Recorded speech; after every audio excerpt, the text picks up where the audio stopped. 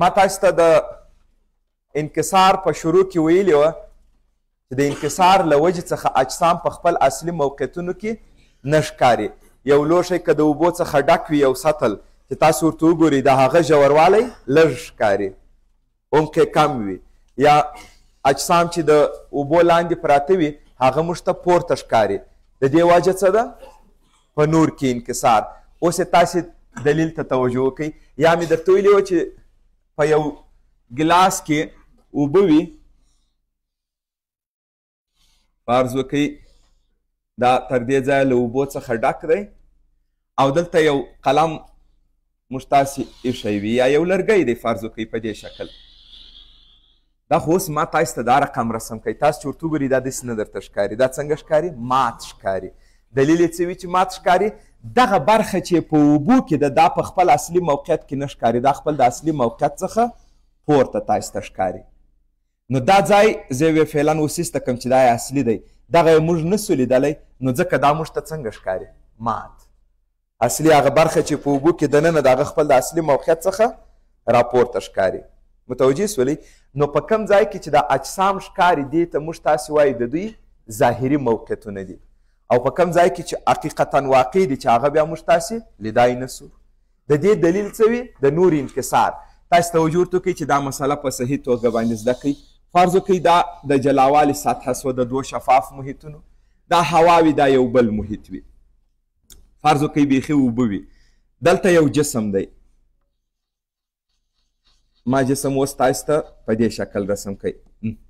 دا یو جسم دی او د دې جلاوالي سطحې څخه دا جسم څومره فاصله لري، په کوم ژوروالي کې پروت دی؟ زه به دې ته نوم ورکړم A.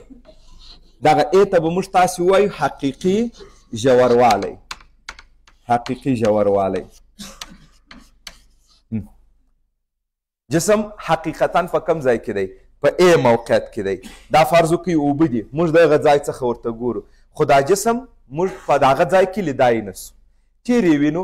وړانګې به رسم کړو، پیدا به یې کړو چې دا به چیرې ښکاري. ما تاسو ته ویلي موږ یو جسم هغه وخت لیدلی سو چې د هغه څخه موږ تاسو ته وړانګې راسي، خو کله چې موږ ته وړانګې راغلې، اوس ګوري زما سترګو ته وړانګې راغلې د یو جسم څخه، دا وړانګه راغله، دا وړانګه راغله.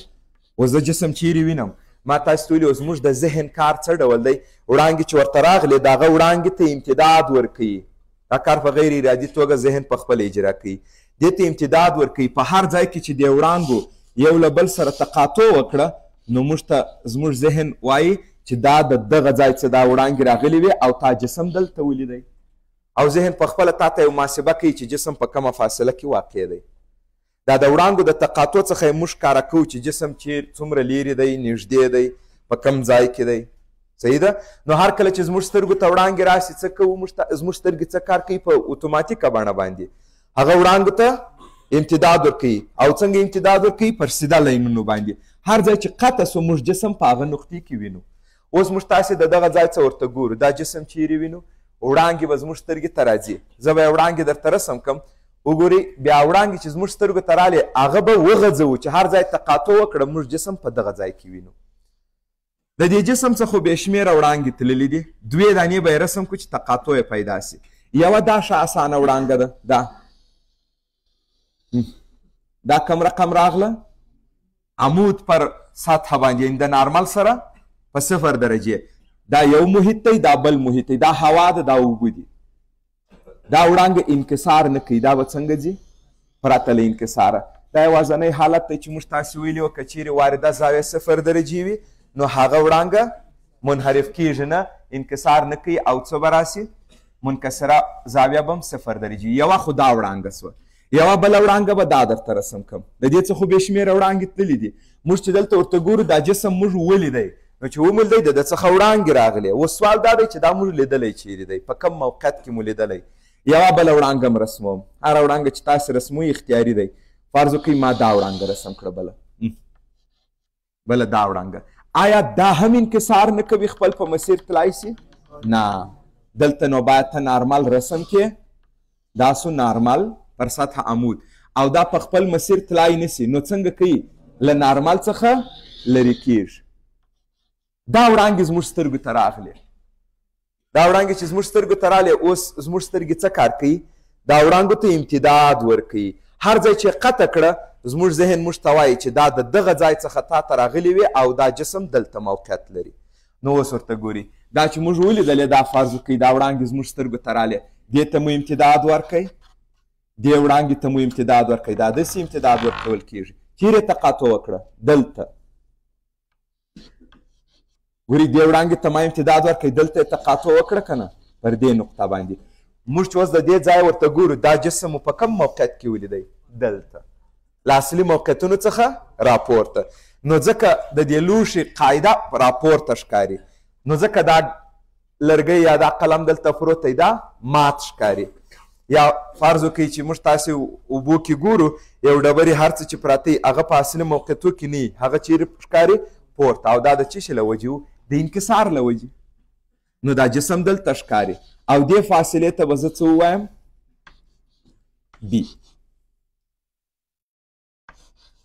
ستاسې په نظر جسم به څه وخت ډیر پورته ښکاره سي او څه وخت به خپل د اصلي موقعیت څخه کم په تغییر کې ښکاري چې څومره د دې دواړو محیطونو د انکسار په ضریبونو کې توپیر زیات وي هغه خو هوا ده نو چې څومره دا محیط غلیظ وي په هغه اندازه به وړانګه ډیره ماتیږي او چې امتداد یې ورکوي دا ډیر راپورته ښکاري او که څومره د دې د انکسار ضریب یو ته نږدې کیږي نو موږ به تقریبا هغه جسم په خپل موقعیت کې به یې ونه وینو اما کم اندازه به هغه خپل د موقعیت څخه تغییر ځای کې ووینو نو بي ته مو څه وویل ظاهري ژوروالی ظاهري ژوروالی دا هغه ځای دی چې موږ تاسې ولیدی دلته او دا هغه ځای دی چې واقعا جسم په دې ځای کې موقعیت لري او تاسې کولی شئ دا محیط یو انکسار ضریب لري زه به د دې محیط د انکسار ضریب ته فعلا څه نوم ورکړم n فرض وکړئ n د کم محیط د انکسار ضریب دی په کم محیط کې چې جسم موقعیت درلودی تاسې د دې محیط د انکسار ضریب د دې دواړو ژوروالو له نسبت څخه هم ترلاسه کولی شي n مساوي دی حقیقي ژوروالی تقسیم پر ظاهري ژوروالی په دې شکل حقیقي ژوروالی تقسیم پر ظاهري ژوروالی